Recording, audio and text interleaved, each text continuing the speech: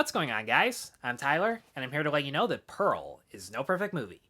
And Pearl takes place in 1918, serving as an origin story from the serial killer of X, played once again by Mia Goth, and her initial attempts to escape the family farm, avoid her miserable parents, played by Matthew Sunderland and Tandi Wright, in the hopes of becoming a Hollywood chorus girl, and how her actions lead her to become a homicidal maniac.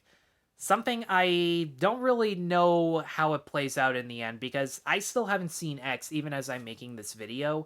I'm not a big fan of slasher movies where the overall formula of them is so simplistic and repetitive that it doesn't scare me, and I just don't get any frills out of it. And when it was announced that there was going to be a prequel for this, they inevitably had to spoil the fact that in X, the hero and the killer are played by the exact same actress. But the fact that this movie got made immediately afterwards and supposedly was going to have the exact same amount of depth because a lot of people were so shocked by how good X was, I knew for a fact I'd have to see both of them and see how they compare. And when I read early reviews that this was going to be a standalone chapter, and also wasn't even a slasher per se, more of a psychological horror in the vein of Psycho or What Happened to Baby Jane, I decided to check this out as soon as I got home from Toronto. I was literally the only person in my theater watching this on a Sunday afternoon.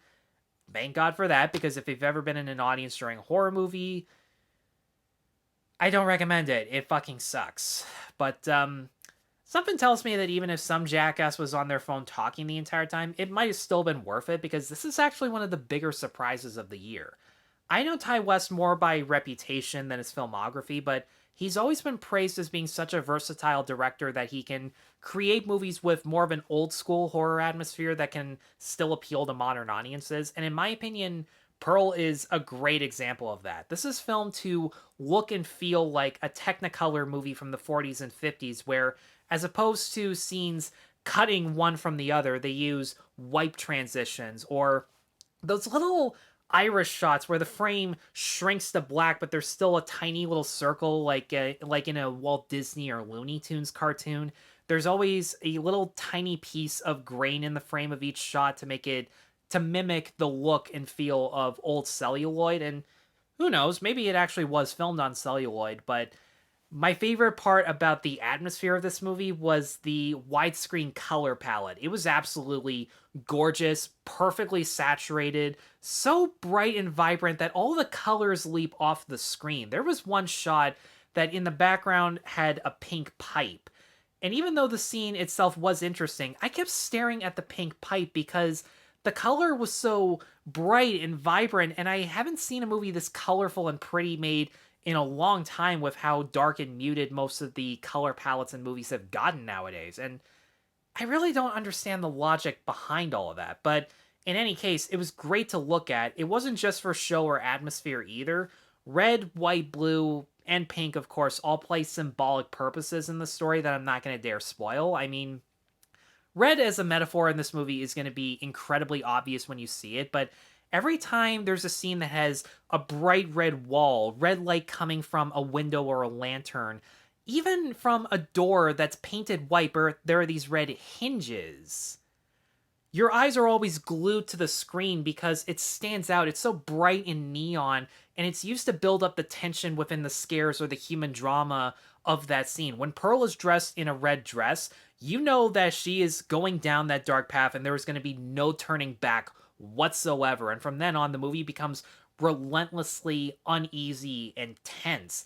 And it's elevated by Tyler Bates and Tim Williams' incredible musical score that could actually pass for genuine music of 40s and 50s cinema. Pearl follows that old Hollywood trope where it feels like there's music within nearly every scene of the movie, even if characters are talking. So there's a little bit more pressure for the music to be the atmosphere of the film. And the orchestral music is so, again, so versatile that it can switch from being romanticized and optimistic to being ominous and threatening within the turn of a dime. And sometimes they don't even need to switch. There are a few scenes where the music itself actually feels very welcoming, but the tone, the dialogue, and the actual performances are so fucked up. And these clashing themes are so jarring that it actually makes the suspense feel a lot more unpredictable. And as for the cinematography, one thing that I also read from a bunch of reviews was how the majority of the story actually takes place in broad daylight, but it feels just as scary as it would have been during night. And I like that that's becoming more of a recurring thing in A24 movies. And it got me thinking, why did it feel scary even though there's all of this light coming in within the scenes? And it got me thinking about how much I praise crime thrillers or film noirs, where during nighttime all the characters are shrouded in shadow and silhouettes to make them more mysterious and threatening. And then it really clicked with me. On the main location of this farmhouse, there was always a barn or a room within the house that isn't lit by a lantern, or a forest with all of these trees that contain lots of shade. And whenever Pearl is standing in the shade but there is light bouncing off of her, it gives her that exact same chilling effect. And speaking of Pearl, the acting in this movie is really damn good. It is super suspenseful. It also, the acting style is also meant to evoke the time period that it takes place in, where the acting is a lot more theatrical and exaggerated in terms of their facial expressions, their body language, and mainly their line delivery. And just like Spielberg did with West Side Story, West is able to find actors who find the pitch and tone of their line delivery super spot on without ever getting too campy or over the top. Mia Goth especially has to carry so much of this movie on her shoulders, and she knocked it out of the park. Even if you haven't seen X, and given what I just said, I can basically vouch for this. You can immediately understand her character within the first scene of the movie. The second she goes out to the barn and she's talking to all the farm animals as if they were humans about her dreams and aspirations, that, of course, is an homage to The Wizard of Oz, Goff herself has that Judy Garland sense of innocence and childhood wonder that immediately switches to something like Betty Davis in Betty Jane, or even Kathy Bates in Misery. The way she's able to switch from being so cheery and optimistic to completely psychopathic and full of rage reminded me of Annie Wilkes in particular. And what's so great about the writing of the character is that you understand right from the get-go why she is so desperate to leave this family farm. Her mother rules over Pearl and her father with an iron fist, making her do all of the more unpleasant chores of the farm, preventing her from going out and socializing, telling her that everything she aspires to be in real life is going to fail within an instant. And because her husband is overseas during the war, she has nobody to love and support her on a regular basis. And it's something that can easily be taken away from her should her husband not come home. Supposedly under the impression that she even wants him to come home since he left her in the first place. And you wish that this one friendship that she strikes with a charismatic projectionist, and I forget the actor's name, I'd never seen him before, but he did a really good job playing this one character who you're initially not sure of, but you're hoping that his first impression is good. He's the first person to try encouraging Pearl to decide what's best for herself in her life, since you only live once. And as admirable as it is to help out others, you still got to tend to your own needs as well. But he's also the first person to really see what she's truly capable of, and that's the thing. As much as you understand all the pain and suffering that she's going through, and you know for a fact that she can rise above it, because for all the abuse that she endures, she actually does stand up for herself on a couple of occasions. But her mother has such a mean-spirited put-down that makes her feel bad or manipulates her into thinking that she might have done something wrong. She backs down, she stops fighting because she thinks it's completely useless. As much as we understand the pain that she's going through, she's letting all of the daily frustrations get to her head. Nobody is forcing her to take out her frustrations on anybody. But she chooses to. She chooses to lash out violently in front of the more expendable farm animals that are completely useless, and if they were to disappear, nobody would bat an eye. And of course, it makes her much more comfortable with killing people once the time arises. Tandi Wright as the mother was just a perfect love-to-hate villain. She had this consistently disgusting, unimpressed look on her face that was full of nothing but pain and misery that was always unpleasant to watch. And even when she gives a monologue of herself, because before I forget, the ironic thing about Pearl herself as a character is that she is more than well aware of that she could avoid the daily struggles but chooses to lash out in this one monologue that everyone has been talking about. And while it's not my favorite moment in the film, and it's not really a long take until she starts to confess her violent actions. Goff as an actress still hits every mark within the scene perfectly. Her timing is so spot on during what feels like a 5 to 7 minute close up of just her face as she is confessing to all of these deeds that she regrets but still takes pleasure in doing. I'm willing to bet that she was the one who actually wrote that scene herself, because the ironic thing is, she actually co-wrote the script with West during the production of X to serve initially as a backstory, and they decided, you know what?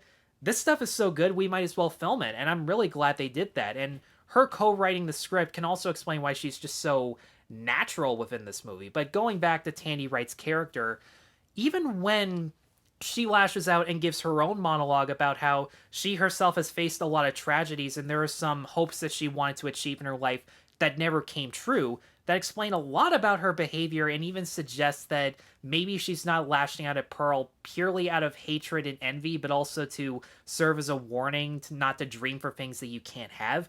Like mother, like daughter, it doesn't change the fact that she's still punishing other people for her own problems. In regards to Matthew Sunderland in this movie, he is so memorable without even having a line of dialogue. He's so paralyzed to the point where he can't even speak. He can only act through his eyes and the occasional moan that he makes.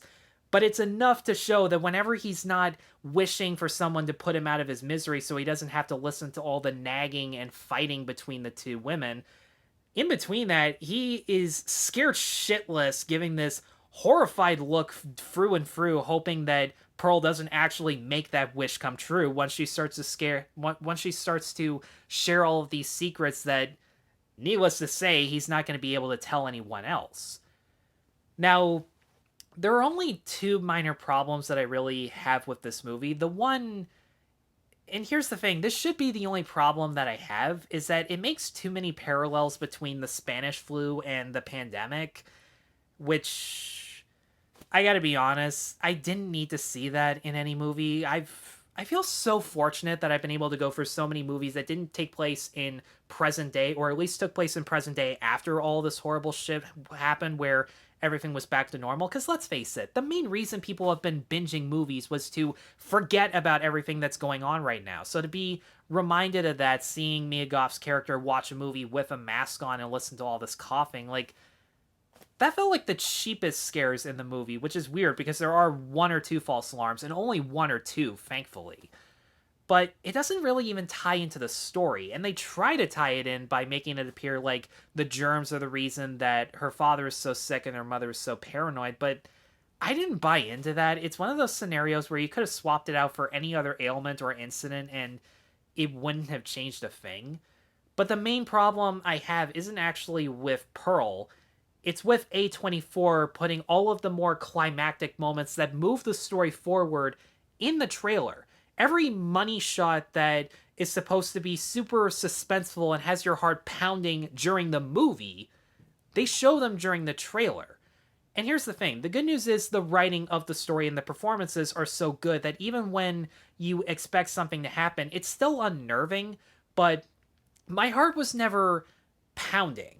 I mean, I definitely got goosebumps. I was still breathing in a funny way and my stomach felt sick, but there was still a lot more that you could have accomplished with that. And here's the thing, if you have seen the trailer, even for a split second, there are some moments that just aren't going to be scary. The kaleidoscope moment in the trailer did nothing for me, even though the visuals should have had me terrified and given me a panic attack like the ending of Black Phone, but it never did. But I can't really blame the filmmakers for that, unless Ty West edited the trailer along with the movie. If that is the case, then he really did himself a disservice. But yeah, you know what? Pearl is one of the most... It's one of the hardest movies I've been able to describe, because it's a psychological horror that feels like a drama until Pearl starts hallucinating or fantasizing about and eventually killing people, but it was enough to actually call it a horror movie. It's not my favorite scary movie of the year. That would probably still be either Black Phone or Multiverse of Madness, but regardless, more movies need to be made like this that evoke the old school feel. Because that's the great thing about old-fashioned movies. It's not the filmmaking that makes it timeless. It's the story and the characters, and West understands that perfectly. He gets great actors. He wrote a fantastic script. He's great behind the camera in regards to directing and editing. The cinematography and musical score were beautiful and made the movie all the more frightening. And for those reasons alone, I'm going to give Pearl a 4 out of 5. And I'm also going to go check out X as soon as I can. So, guys, thank you so much as always for watching. Which one do you prefer, X or Pearl? Let me know in the comments below so that I can get a general idea. Be sure to stay tuned for more reviews, and be sure to like and subscribe. Take care.